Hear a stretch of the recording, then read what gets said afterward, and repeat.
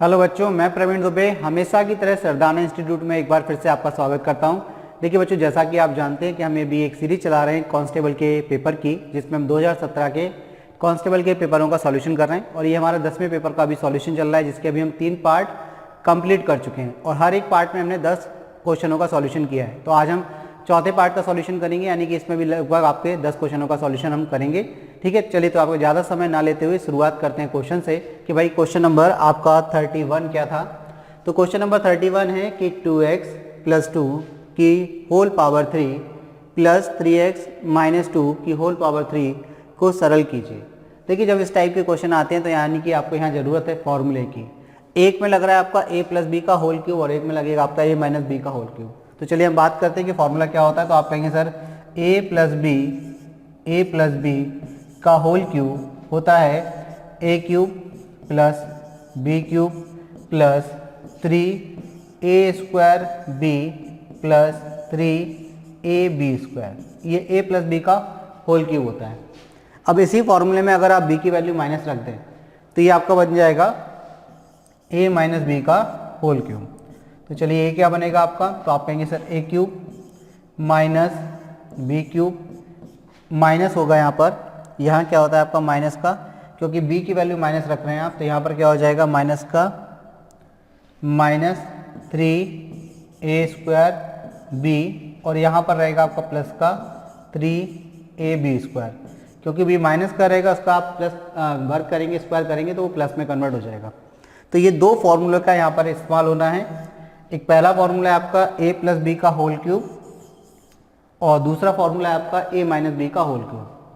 तो a + b का whole cube क्या होता है, a³ + b³ + 3a² b + 3ab², जबकि a - b का होल क्यूब क्या होता है, तो a³ - b³ - 3a² b + 3ab²। ठीक है, चलिए तो सबसे पहले हम आते हैं क्वेश्चन पे जो सरल करना है, जिसकी वैल्यू निकालनी है। तो आपको क्वेश्चन दिया है यहाँ पर 3x + 2 का होल क्यूब और प्लस का साइन लगा है, फिर आपके पास लिखा है 3x - 2 का होल क्यूब। ठीक है, इसकी वैल्यू आपको फाइंड करनी है। तो देखिए, अगर हम बात करें कि a की वैल्यू क्या होगी, तो आप कहेंगे a की वैल्यू यहाँ 3x है और b की वैल्यू यहाँ पर क्या है 2 है। ठीक है, और वहाँ दूसरे वाले में -2 रहेगी।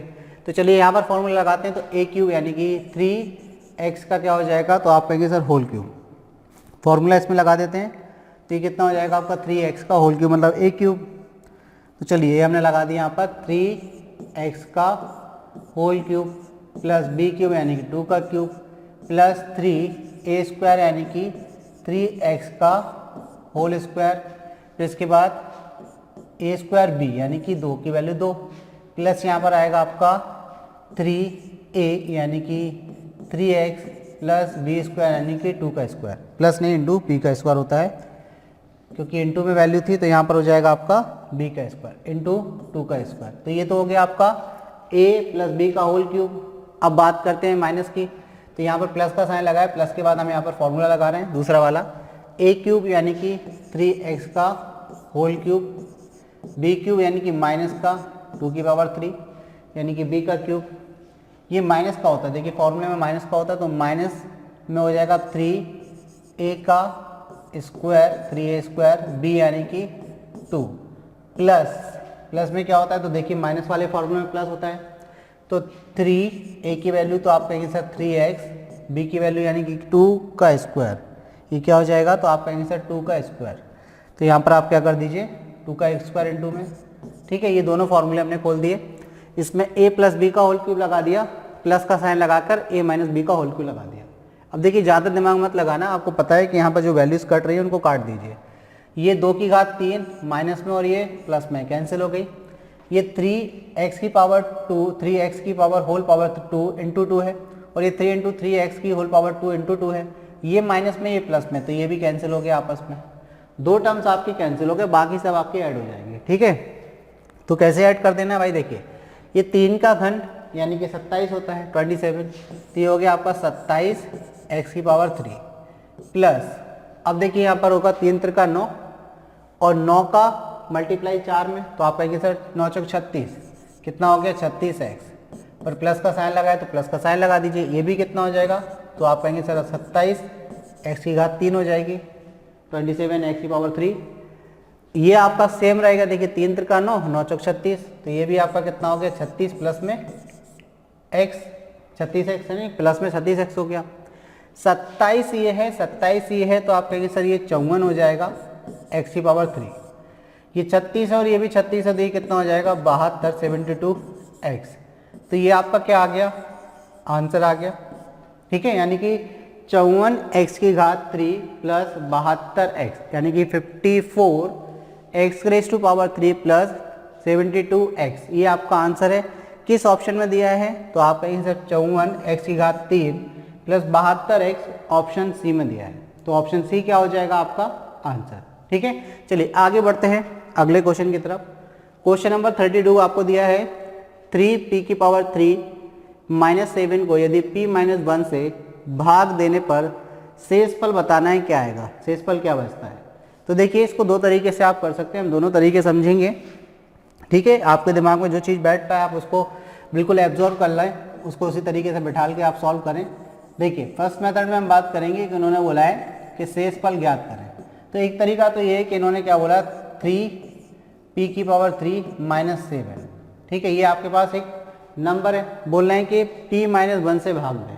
तो चलिए हम इसको p माइनस 1 से भाग दे देते हैं। किससे भाग देते थे, p माइनस 1 से।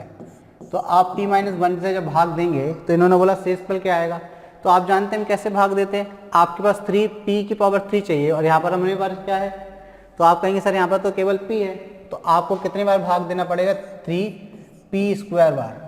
ठीक है ना, क्योंकि 3 का मल्टीप्लाई 3p स्क्वायर का मल्टीप्लाई p से होगा, तो ये 3p की पावर कितना हो जाएगा 3। अब 3p स्क्वायर का मल्टीप्लाई किससे होगा माइनस 1 से, तो ये हो जाएगा माइनस का 3p स्क्वायर। ठीक है, अब देखिए ये आपका कितना माइनस में, ये प्लस में हो जाएगा, तो अब वैल्यूज क्या आएगी, ये माइनस करोगे तो ये तो 3p स्क्वायर हो जाएगा और माइनस का 7। अब आपको देखिए कितना चाहिए 3p स्क्वायर चाहिए, यानी कि यहाँ पर p है तो कितने टाइम डिवाइड होगा, प्लस का चाहिए तो 3p टाइप से बार भाग देंगे आप, 3p बार भाग देंगे, 3p का मल्टीप्लाई p से, तो आपका हो जाएगा 3p स्क्वायर। ये प्लस का ये माइनस का क्या हो जाएगा 3p हो जाएगा। तो ये माइनस और ये किस में प्लस में कन्वर्ट हो गया। ये और दोनों चीज़ें जैसे ये कैंसिल हो गई तो ये भी यहाँ कैंसिल हो जाएगा। यहाँ क्या बचा 3p और माइनस का 7। अब आप कितने टाइम डिवाइड करेंगे, यहाँ पर p है आपको 3p चाहिए तो प्लस 3 टाइम डिवाइड करेंगे आप, 3 का मल्टीप्लाई p से तो 3p और 3 का मल्टीप्लाई माइनस 1 से तो माइनस का 3। ठीक है, ये माइनस और ये प्लस हो जाएगा, तो ये तो कैंसिल हो गया, माइनस के 7 में से प्लस का 3 जाएगा तो माइनस का 4। अब ये डिवाइड नहीं हो रहा, तो यही आपका क्या रिमाइंडर, यानी कि शेषफल निकल कर आ गया। यही आपका क्या निकल कर आ गया, शेषफल निकल आया। तो यही आपसे पूछा था कि भाई शेषफल क्या बचता है, तो आप कहेंगे सर जो हमारा आंसर है वो माइनस का 4 है। किस ऑप्शन में दिया है, तो ऑप्शन ए आपका आंसर हो जाएगा। ठीक है, ऑप्शन ए आपका क्या हो जाएगा, आंसर हो जाएगा।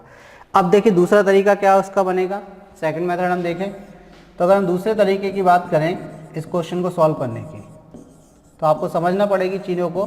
देखिए जब आप किसी एक बीजीय व्यंजक यानी कि बीजीय बहुपद जो आपके पास है, इसको आप किससे माइनस भाग दे रहे हैं, आपके पास नंबर दिया है 3p की पावर 3 माइनस 7, इसको ये बोल रहे हैं किससे भाग दें, p माइनस 1 से भाग दें। तो आपको क्या बताना है कि रिमाइंडर क्या होगा, ये आपको बताना है, ये हमारा क्वेश्चन था। ठीक है ना, तो जब भी आपको शेषफल ज्ञात करना हो तो आप किससे भाग दे रहे हैं, p माइनस 1 से भाग दे रहे हैं, तो शेषफल प्रमेयों के अकॉर्डिंग जिससे आप भाग दे रहे हैं उसकी वैल्यू 0 के बराबर कर दीजिए। इसको इसका एक फैक्टर मान लीजिए। आप मान लीजिए कि 3p की पावर 3 माइनस 7 का ये एक फैक्टर है और अगर ये गुणनखंड है तो ये 0 के बराबर होगा। तो यहाँ से p की वैल्यू क्या निकलेगी, तो आप कहेंगे सर 1 निकलेगी। अब अगर ये गुणनखंड है, ठीक है ना, अपन हमने मान लिया कि गुणनखंड है, तो गुणनखंड है तो p का मान इसको सेटिस्फाई करना चाहिए, वैसे करेगा नहीं क्योंकि आपको शेषफल देगा। ये p की वैल्यू कितनी आ गई, 1 आ गई। ये मान p का आप डायरेक्ट इसमें रख दीजिए, आपके पास आंसर आ जाएगा। ठीक है, तो हम क्या करेंगे 1 की पावर 3 इंटू में है और माइनस का 7, तो 1 की पावर तो कुछ भी हो तो भाई आपका 1 ही होता है। तो ये कितना 3 माइनस 7 होगा तो कितना हो गया 4 हो गया, और किसका माइनस का। तो देखिए इस प्रकार आपका आंसर कितना आ गया, माइनस का 4। तो डायरेक्ट आप इस तरीके से क्वेश्चन को सॉल्व करेंगे। क्लियर होगी बात, ठीक है। तो ये देखिए क्वेश्चन ईजी है, हमने दोनों तरीके समझ लीजिए। अगर आप बिल्कुल डिस्क्रिप्टिव जाना चाहते हैं, वैसे जाना नहीं है क्योंकि आप कॉम्पिटिटिव एग्जाम की तैयारी कर रहे हैं, तरीका सीखना जरूरी है, क्योंकि कभी कभार कुछ क्वेश्चन ऐसे आते हैं जो इस मेथड से होते हैं, ठीक है ना। और आपने देखे भी होंगे इस टाइप के क्वेश्चन, और हमने करवाए भी हैं। जो जितने आप अभी तक 9 पेपरों का सॉल्यूशन कर चुके हैं उसमें हमने इस टाइप के क्वेश्चन किए भी हैं, कि उनको करने का केवल तरीका ये अपने कक्षा 10 की और कक्षा 9 की जो विधि है उसी से करना पड़ता है, सीधा सीधा भाग देना पड़ता है। तो हमारा एक बार रिवीजन भी हो गया, साथ में हमने सीख भी लिया कि दूसरा मेथड क्या बन सकता है, ठीक है। चलिए तो आगे बढ़ जाते हैं। अब क्वेश्चन नंबर 33 आपसे क्या कह रहा है इसकी बात कर लेते हैं। ये बोले हैं 15 वर्ष पश्चात राजू की आयु 5 वर्ष पहले राजू की आयु का 5 गुना होगी। 15 वर्ष पश्चात राजू की आयु 5 वर्ष पहले राजू की आयु का 5 गुना होगी। दोनों ही पहले पहले की बात कर रहे हैं। पश्चात मतलब पहले, 15 वर्ष पश्चात मतलब बाद। राजू की आयु 5 वर्ष पहले राजू की आयु का 5 गुना होगी। तो देखिए हम बात करें, बात किसकी कर रहे हैं, ये दोनों बार राजू की बात कर रहे हैं। तो राजू की लेकिन कैसे कैसे बात की, इन्होंने बोला 5 वर्ष पहले, 5 वर्ष पहले, 5 वर्ष पहले और 15 वर्ष पश्चात, 15 वर्ष पश्चात, 15 वर्ष पश्चात मतलब बाद में, 15 वर्ष पश्चात, ठीक है। इन्होंने बोला 15 वर्ष पश्चात राजू की आयु और 5 वर्ष पहले राजू की आयु का 5 गुना होगी। तो देखिए 5 वर्ष पहले की आयु का 15 वर्ष पश्चात की जो आयु वो 5 गुना है। तो 5 वर्ष पहले राजू की आयु आप मान लीजिए 1, तो 15 वर्ष पश्चात कितनी हो जाएगी 5। तो हम कह सकते हैं कि 5 वर्ष पहले और 15 वर्ष पश्चात जो राजू की आयु का अनुपात है वो 1:5 के अनुपात में है, ठीक है। यहाँ से हमने अनुपात निकाल लिया इसकी आयु का, लेकिन ये कब का है, 5 वर्ष पहले की आयु और 15 वर्ष पश्चात की आयु का।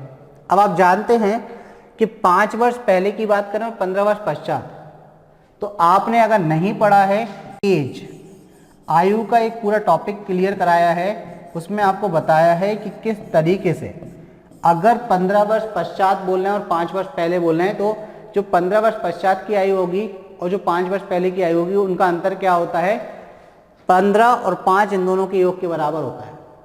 यानी कि इन दोनों आयु में जो अंतर होगा, यानी कि यहाँ पर जो अंतर है 5 और 1 के बीच में वो 4 यूनिट का है। तो 15 वर्ष पश्चात और 5 वर्ष पहले की अगर बात करें तो मतलब ये 4 यूनिट की वैल्यू किसके बाद बराबर होगी, 20 वर्ष के बराबर होगी। किसके बराबर होगी, 20 वर्ष के बराबर, ठीक है। अब एक बार और समझ लेते हैं इसको कैसे। जैसे हमने बोला कि एक व्यक्ति ए है, उसकी वर्तमान में आयु कितनी है, 9 वर्ष है, और हमने बोला 7 साल बाद वो कितने का है, हमने बोला 7 साल बाद कितने का है, तो आप कहेंगे सर 16 वर्ष का होगा। और हमने बोला कि भाई 5 साल पहले कितने का था वो, तो आप कहेंगे सर 4 साल का था। कितने का था, 4 साल का था।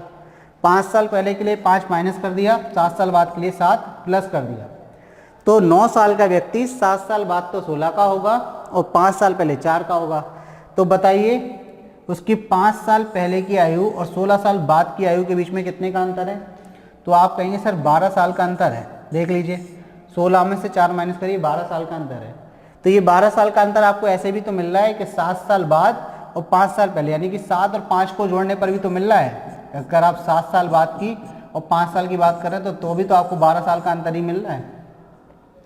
तो यदि 5 साल पहले की आयु राजू की 1 थी और 15 साल बाद कितनी थी, 5 थी, तो इनकी आयु के बीच में कितने का अंतर है, 4 यूनिट का। लेकिन हम वास्तविकता में कितने का अंतर होगा इसमें, 5 और 15 यानी कि 20 साल का।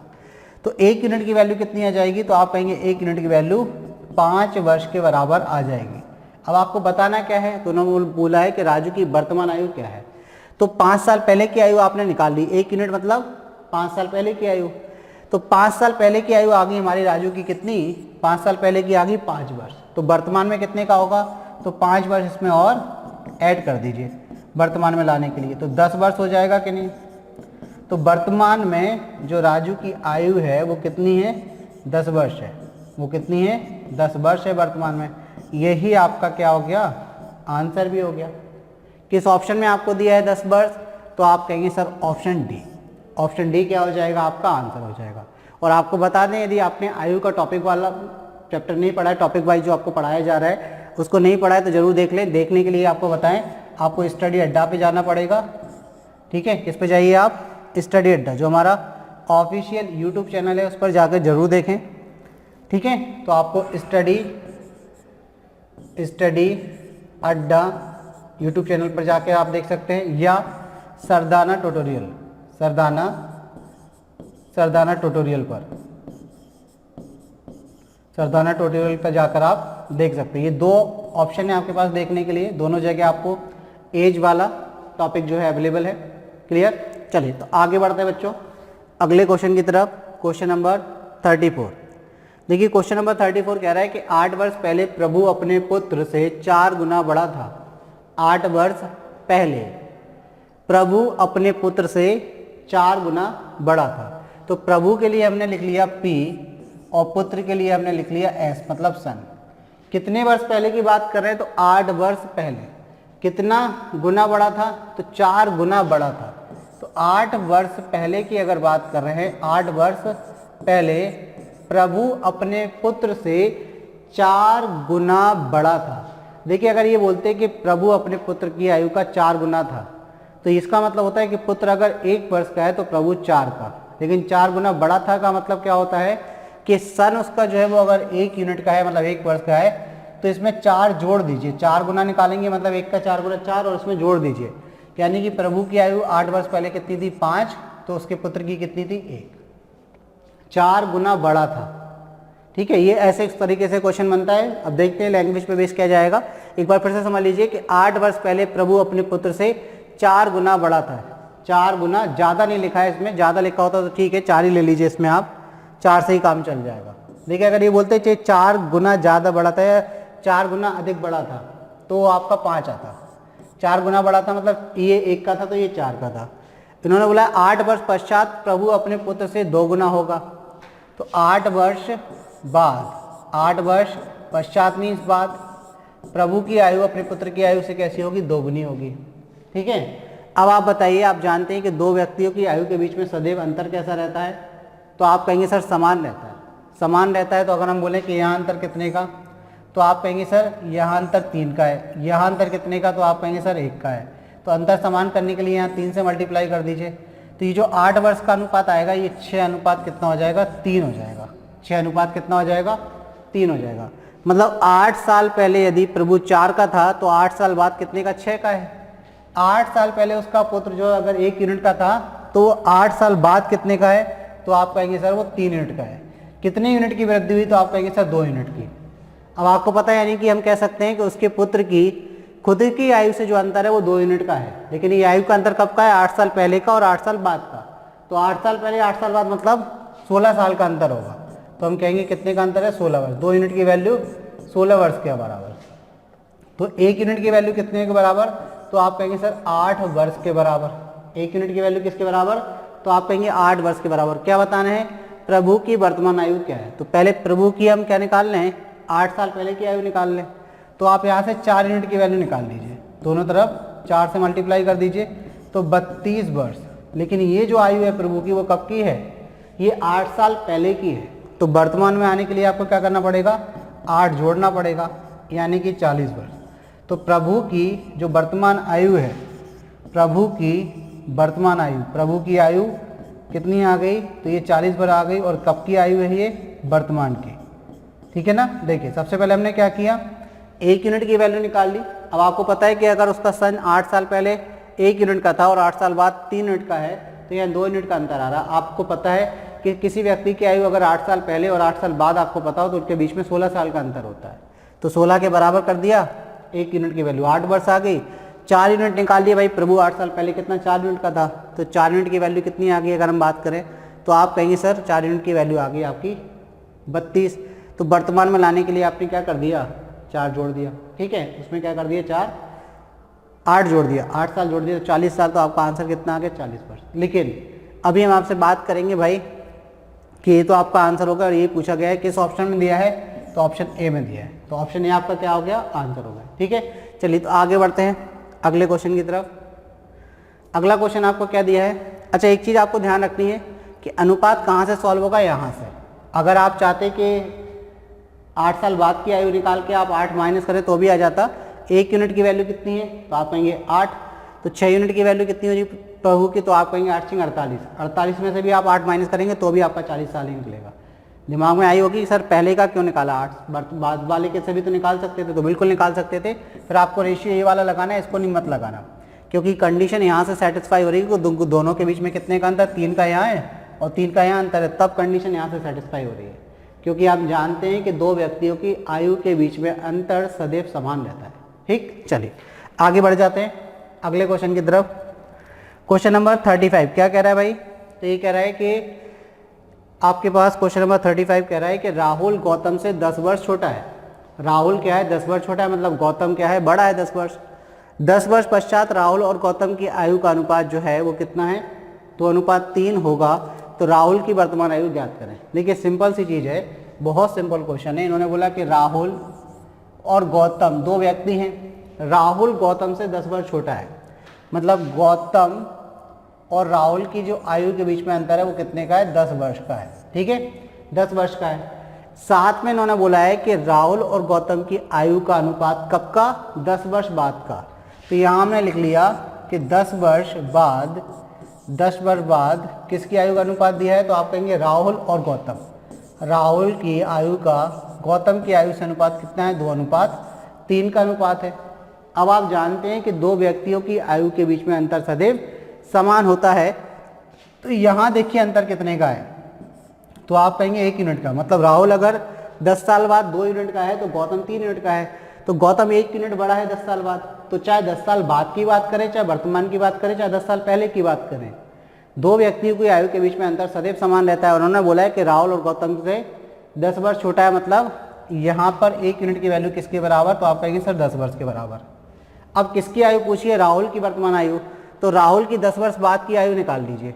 तो 2 यूनिट है 10 वर्ष बाद, तो 2 यूनिट की वैल्यू आप निकालेंगे तो 2 से मल्टीप्लाई करेंगे, कितना आ गया? 20 साल। ये किसकी आयु आ गई? तो आप कहेंगे सर ये राहुल की आयु आ गई कब की? 10 वर्ष बाद की। कब की? 10 वर्ष बाद की आयु आ गई। 10 वर्ष बाद राहुल 20 साल का होगा। तो वर्तमान में कितने का होगा? तो इसमें से आप 10 साल माइनस कर दीजिए। तो वर्तमान में जो राहुल है वो कितने का है? 10 साल का है। यही आपका आंसर है। यही क्या आपका आंसर है? किस ऑप्शन में दिया है आपको? तो ऑप्शन ए में। तो ऑप्शन ए क्या हो गया? आपका आंसर हो गया। क्लियर होगी बात? ठीक है, चलिए आगे बढ़ जाते हैं बेटा। सिंपल क्वेश्चन है, कोई घबराने की जरूरत नहीं है आपको। पेपर बस तैयारी करते रहिए कंटिन्यू रूप से, आपका सिलेक्शन पक्का है। चलिए आगे बात करते हैं। 9 महीने के लिए 18% प्रति वर्ष पर 1200 रुपये पर साधारण ब्याज कितना होगा? देखिए जैसा कि आपने साधारण ब्याज के केस में पढ़ रखा है, हमने सिंपल इंटरेस्ट आपको पढ़ाया है। फिर से हम आपको बात दोहराएंगे कि अगर आपने अभी तक नहीं देखा है तो स्टडी अड्डा जो हमारा ऑफिशियल यूट्यूब चैनल है उस पर आप जाएं। ठीक है, वहाँ आपको सिंपल इंटरेस्ट का टॉपिक मिल जाएगा। वहाँ बिल्कुल विस्तार से बताया गया है कि कैसे क्वेश्चनों को सिंपल इंटरेस्ट के सॉल्व करते हैं। ठीक है, सेकंड, अगर आपको सरदाना ट्यूटोरियल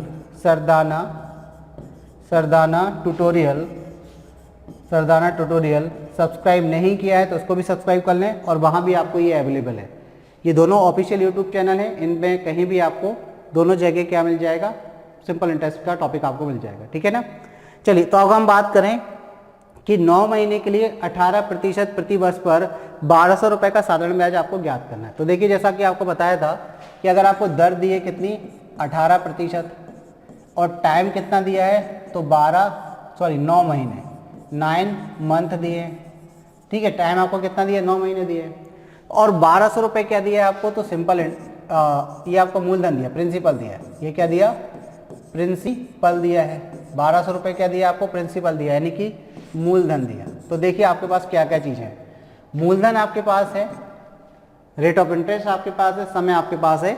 आपसे सिंपल इंटरेस्ट पूछा गया है तो हमने आपको क्या बताया था कि समय और दर का गुणा कर दीजिए, जितना भी परसेंटेज निकलेगा एक साथ निकल आएगा। मतलब जैसे हम बोले कि 1 साल का दर रेट ऑफ इंटरेस्ट आपका अगर 10% है तो 3 साल का अगर आपको ऐसा ही निकालना है, सिंपल इंटरेस्ट निकालना है, तो आप उनका मल्टीप्लाई कर दीजिए तो सीधा कितना 30% निकाल दीजिए प्रिंसिपल का। यानी कि आप 1-1 साल का निकालेंगे ब्याज 10-10% और उनको ऐड करेंगे, या फिर आप 1 साल का ब्याज निकाल के उसको 3 गुना करेंगे। इससे अच्छा ये है कि आपको पता है कि साधारण ब्याज हर साल समान होता है, इक्वल मिलता है। तो अगर रेट ऑफ इंटरेस्ट 1 साल की 10% है तो 3 साल की 30% बनेगी। मतलब जो भी प्रिंसिपल आपका होगा उसका डायरेक्ट 30% निकालिए, अगर रेट ऑफ इंटरेस्ट आपको इतनी दी है 10%। ठीक, अब यहाँ पर बात हो रही है कि आपको रेट ऑफ इंटरेस्ट कितनी दी है, तो आप कहेंगे सर 18%। टाइम कितना दिया है, तो अगर हम टाइम की बात करें कि टाइम कितना दिया है आपको, तो आप कहेंगे सर यहाँ पर 9 मंथ दिए हैं। टाइम कितना दिया है? 9 मंथ्स दी है, ये 18% है, तो इसको हम मल्टीप्लाई कैसे कर दिए 9 मंथ से। लेकिन हमारे पास जो रेट ऑफ इंटरेस्ट है वो ईयरली है, मतलब वार्षिक है, तो समय को भी आपको साल में कन्वर्ट करना पड़ेगा। तो 9 महीने को आप 12 से भाग लगा दीजिए, साल में कन्वर्ट हो गया। 6 से 3 बार, 6 से 2 बार, 9 × 27, 27/2% आ जाएगा। यानी कि जो भी हमारा प्रिंसिपल है, अब आप उसका डायरेक्ट क्या करिए 27/2% निकाल दीजिए, आपका सिंपल इंटरेस्ट निकल कर आ जाएगा, यानी कि ऐसा ही निकल आएगा।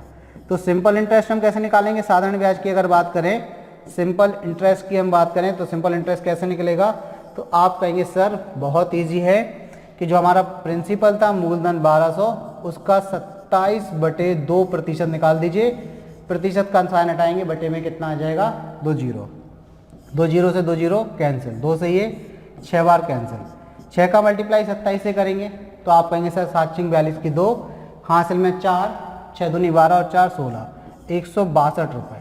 कितना सिंपल इंटरेस्ट मिला, साधारण ब्याज मिला 162 रुपये। मतलब यदि ब्याज की दर 18% वार्षिक है तो 9 महीने का 1200 रुपये का जो साधारण ब्याज निकलेगा वो 162 रुपये। किस ऑप्शन में दिया है 162, तो आप कहेंगे सर ऑप्शन बी में, ठीक है ना। तो ऑप्शन बी क्या हो गया बेटा, आपका आंसर हो गया। क्लियर। तो इस तरीके से आप आसानी से क्वेश्चन बना सकते हैं। चलिए तो आगे बढ़ते हैं, क्वेश्चन नंबर 37 देखते हैं कि क्या कह रहा है भाई। क्वेश्चन नंबर 37 है कि 2, 3 और 5 का महत्तम समापवर्तक है, तो आपको बताना है कि भाई इनमें से कौन सा महत्तम समापवर्तक है। महत्तम समापवर्तक की बात करें मतलब HCF, यानी कि हाईएस्ट कॉमन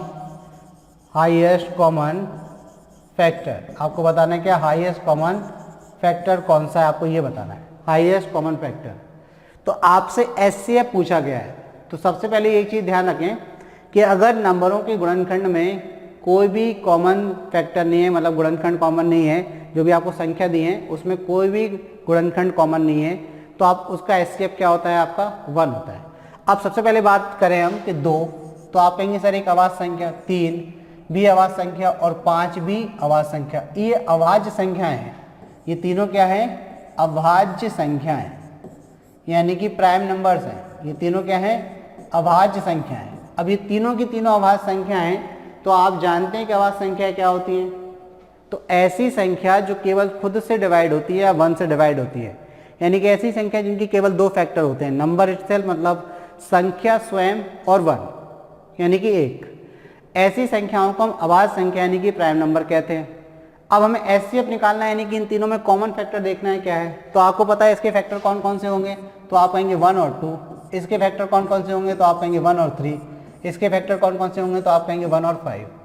तो इन तीनों में कॉमन फैक्टर कौन सा है, तो आप कहेंगे सर इन तीनों में जो कॉमन फैक्टर हमें दिख रहा है वो 1 1 1 है, यानी कि इनका HCF कितना निकलेगा, इनका HCF जो निकलेगा वो आएगा 1। देखो ये तो समझने वाली बात हो गई।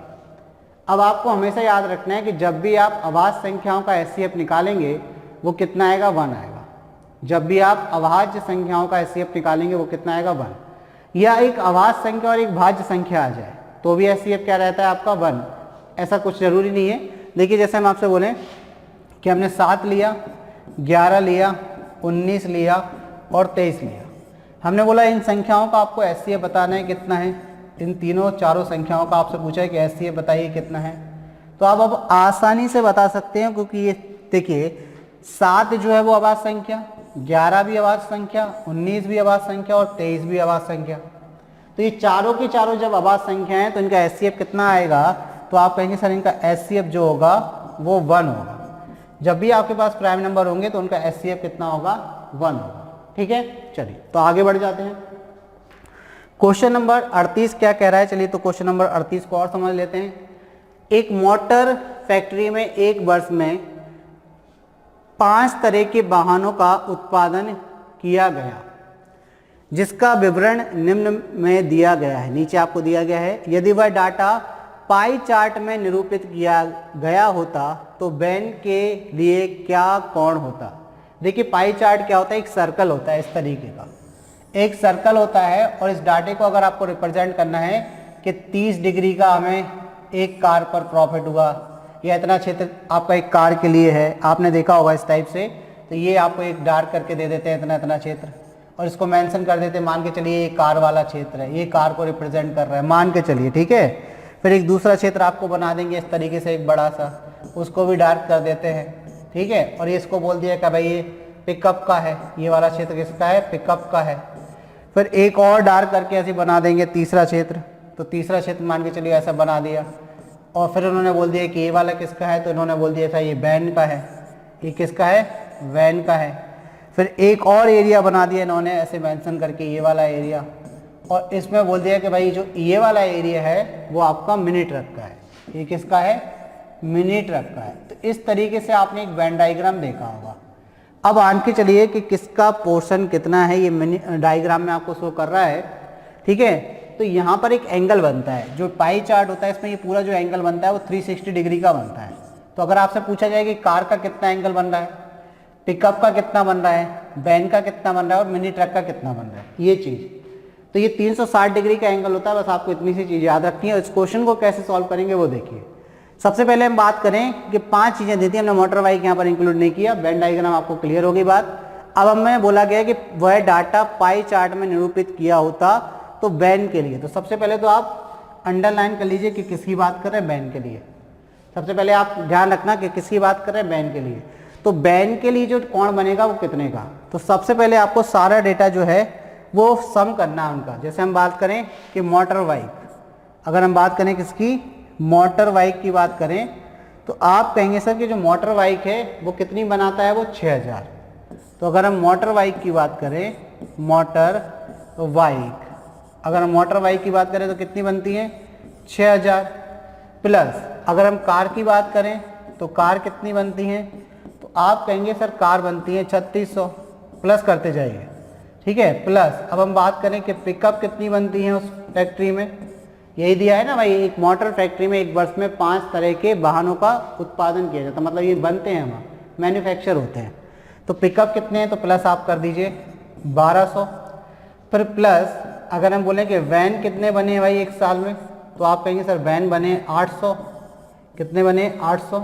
प्लस मिनी ट्रक कितने बने हैं, तो अगर हम मिनी ट्रक की बात करें कि मिनी ट्रक कितने बने हैं, तो आप कहेंगे सर 400।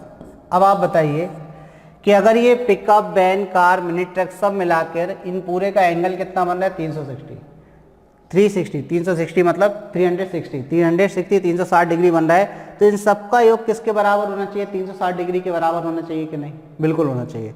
चलिए तो आप सम करते हैं इनको, तो देखिए ये आपके पास कितनी कितनी वैल्यू दी है, ये 400 है, ये आपके पास 3600, कितना हो गया 4000, 4000 6000 में जोड़ेंगे 10,000, 10,000 में आप ये 1200 है और ये 800 है, तो कितने हो गए 2000। तो टोटल जो बना आपका कितना बना 12000, कितना बना 12000। तो यानी कि जो सभी को मिलाकर जो डेटा तैयार हुआ वो 12000 प्रोडक्शन होता है, मतलब 12000 प्रकार के आपके व्हीकल्स का प्रोडक्शन होता है, गाड़ियों का उत्पादन होता है। तो इससे पूरा जो पाई चार्ट का एंगल बनेगा वो किसके बराबर बनेगा, 360 डिग्री के बराबर बनेगा। लेकिन इन्होंने पूछा है कि वैन के लिए क्या कोण बनेगा, वैन मतलब कितना है, तो 800। तो अगर आपके 12000 की वैल्यू किसके बराबर है, 360 के बराबर है, तो एक की वैल्यू किसके बराबर होगी, तो आप कहेंगे सर 360 डिग्री और बटे में कितना 12000। तो आपको किसकी वैल्यू निकालनी है, आपको 800 पर बनाना है कि कितने का कोण बनेगा, तो 800 की वैल्यू कितने डिग्री के बराबर होगी, यहाँ से आपका आंसर आ जाएगा। देखिए 2 0 से 2 0, 1 0 से 1 0, ये कैंसिल, 12 से ये 3 बार कटेगा, 3 से 8 का मल्टीप्लाई होगा, तो आप कहेंगे सर 24 डिग्री। यानी कि वैन डायग्राम यदि आप बनाते हैं, यानी कि पाई चार्ट यदि बनाते हैं, तो वैन के लिए जो एंगल बनेगा वो 24 डिग्री का बनेगा। कितने का बनेगा, 24 डिग्री, यानी कि 24 डिग्री का बनेगा। किस ऑप्शन में आपको दिया है बेटा, तो ऑप्शन बी में आपको दिया है, तो ऑप्शन बी आपका आंसर हो जाएगा। क्लियर होगी बात। चलिए तो आगे बढ़ जाते हैं फिर इसी प्रकार अगले क्वेश्चन की तरफ। क्वेश्चन नंबर 39 आपसे क्या कह रहा है, क्वेश्चन नंबर 39। तो देखिए ऐसा क्वेश्चन है कि इसमें कोई लॉजिक अगर आप लगाना चाहें तो बिल्कुल लगा सकते हैं। वो क्या है कि आप वैल्यूज रखते जाइए, यहाँ पर m की वैल्यू रखें जिस पर ये सेटिस्फाई हो जाए, आपका आंसर हो जाएगा, ठीक है ना। m की वैल्यू रखें तो m के 2 पर सेटिस्फाई हो जाएगा, ये क्लियर दिख रहा है। चलिए आप लेकिन समझ लीजिए कैसे करेंगे, हम वैल्यू रख के भी आपको बताएंगे। तो सबसे पहले हम बात करते हैं, हमें दिया क्या है 5 की पावर m और डिवाइडेड बाई 5 की पावर कितना दिया है 3, 5 की पावर कितना दिया बेटा, तो आप कहेंगे सर माइनस का 3, 5 की पावर माइनस का 3 इक्वल टू में कितना दिया है, तो आप कहेंगे सर 5 की पावर 5 दिया है। और आपसे पूछा है कि भाई m का मान कितना है, यानी कि m की वैल्यू आपको ज्ञात करनी है। किस तरीके से करेंगे, तो देखिए आपको पता है कि अगर आधार समान हो तो गुणा में घातें क्या होती है, जुड़ती हैं, तो यानी कि गुणा में घातें जुड़ती हैं, लेकिन आधार समान हो तो भाग में घातें घटती हैं। तो ये 5 की पावर m माइनस कितना हो जाएगा, -3 इक्वल टू में कितना 5 की पावर 5, तो हो जाएगा 5 की पावर m प्लस कितना 3 इक्वल टू में कितना है 5 की पावर 5। तो देखिए एक तो हमने क्या नियम लगाया यहाँ पर कि x की power m divide by x की पावर n इक्वल टू होता है x की पावर m माइनस n। ठीक है, एक तो हमने ये नियम लगाया यहाँ पर। सेकंड देखिए आपको क्या लग रहा है यहाँ पर कि जब आधार समान हो और बराबर में हो, x की पावर m बराबर x की पावर n हो, तो m बराबर कितना हो जाता है, n हो जाता है। तो m बराबर क्या हो जाता है, n मतलब घातें नीचे उतर आती हैं, पावर जो है वो नीचे आ जाती है। तो अब देखिए आधार समान है, बराबर में है, तो घातें भी बराबर, यानी कि m प्लस 3 इक्वल टू कितना हो जाएगा 5। तो m की वैल्यू कितनी हो गई 2, 3 को उस तरफ ले जाएंगे माइनस हो जाएगा तो 2। तो इस प्रकार ये हमारा आंसर क्या आ गया 2। अब हमने जैसा भी बोला था कि ऑप्शन से कैसे करेंगे, तो देखिए आपको सेटिस्फाई करना पड़ता है। m की वैल्यू अगर बोल रहे हैं तो ऑप्शन को सेटिस्फाई करना पड़ेगा, मतलब यहाँ पर आप m का मान रखेंगे और वो बराबर में आपको 5 की घात 5 मिल जाए। तो देखिए आपके पास क्वेश्चन दिया था 5 की पावर m डिवाइड बाई 5 की पावर -3 इक्वल टू में कितना है 5 की पावर 5 है। अगर आप ऑप्शन ए लेते हैं और m का मान यहाँ पर कितना रखते हैं 5 रखते हैं, तो देखिए आधार समान है, घातों को क्या करोगे आप भाग में घटाओगे, तो 5 में ये 3 जुड़ेगा क्योंकि माइनस का है, तो 8 हो जाएगा। बराबर हो रहा क्या, नहीं, कैंसिल हो गया पहला ऑप्शन। दूसरा ऑप्शन आप 3 रखोगे, 3 में 3 जुड़ेगा 6 हो जाएगा। बराबर हो रहा क्या, नहीं हो रहा। लेकिन जैसे ही आपने ऑप्शन सी रखा तो यहाँ 2 हो जाएगा, और 2 में से क्या माइनस होगा भाई, माइनस का 3, तो ये प्लस हो जाएगा। 2 में से माइनस होगा माइनस का 3, तो ये क्या हो जाएगा भाई आपका प्लस हो जाएगा। और जैसे ही ये प्लस हुआ तो ये कितना देगा भाई आपको 3 2 5, तो आप वैल्यू सेटिस्फाई हो गई। तो इस प्रकार आप ऑप्शन से भी कर सकते हैं। क्लियर, चलिए तो आगे बढ़ते हैं। इस टाइप के क्वेश्चन को मैं ऑप्शन मत लगाना, ठीक है। अगर आपको देखते से पहले प्रथम दृष्टया समझ में आ रहा है तो बहुत अच्छी बात है, और नहीं आ रहा है तो आप तरीके लगा के इसको सॉल्व कर लीजिए। ठीक, चलिए आगे बढ़ते हैं। आगे अपना ये लास्ट क्वेश्चन है, अच्छा 39 ये लास्ट क्वेश्चन था। चलिए यहाँ पर अपने क्वेश्चनों का क्या हो गया, समापन हो गया, यानी कि हमने 10वें पेपर को भी पूर्ण रूप से यानी कि पूर्ण रूप से समाप्त कर लिया है। सारे क्वेश्चन उसके देख लिए 39 के 39। तो देखिए अब थोड़ी सी चर्चा कर लें अपने ऐप के बारे में, जिसके आपको बता रहे हैं। देखिए स्टडी अड्डा, ये जो आपको दिख रहा है ये हमारा ऑफिशियल ऐप है। इसमें आपको सारे के सारे कोर्स अवेलेबल है। अगर आप कॉम्पिटिटिव एग्जाम की तैयारी कर रहे हैं तो उसके पर्पज से भी, प्लस अगर आप एकेडमिक की तैयारी कर रहे हैं तो उसके लिए भी ये बहुत ज़्यादा बेनिफिशियल है। तो यदि अभी तक आपने इस ऐप को डाउनलोड नहीं किया है तो तुरंत गूगल प्ले स्टोर पर जाकर इस ऐप को डाउनलोड करें। ठीक है, डाउनलोड करने के बाद ही आपको इसके और फीचर्स समझ में आएंगे, क्योंकि जब तक आप कोई चीज़ ऑपरेट नहीं करेंगे, चला के नहीं देखेंगे, तब तक आपको उसका फ़ायदा समझ में नहीं आएगा। पढ़ाई की दृष्टि से अगर हम आपको बताएं, जैसे आप स्टडी करना चाह रहे हैं, कॉम्पिटिटिव एग्जाम की तैयारी करना चाह रहे हैं, तो आपको 0 to हीरो लेवल वाला कोर्स मिलने वाला है। जितने भी वीडियो लेक्चर हैं सभी में बेसिक टू एडवांस लेवल तक पढ़ाया गया है। तो काफ़ी फायदेमंद रहेगा। अगर आप ये ऐप डाउनलोड करते हैं तो जरूर डाउनलोड करें इसको।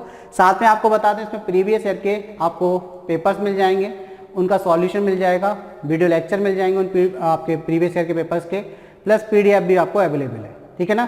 तो यदि आपने इस ऐप को अभी तक डाउनलोड नहीं किया है तो जरूर डाउनलोड करें। चलिए इसी वाणी के साथ में अपनी क्लास को आज विराम देते हैं। मिलते हैं नेक्स्ट क्लास में, तब तक के लिए गुड नाइट, धन्यवाद।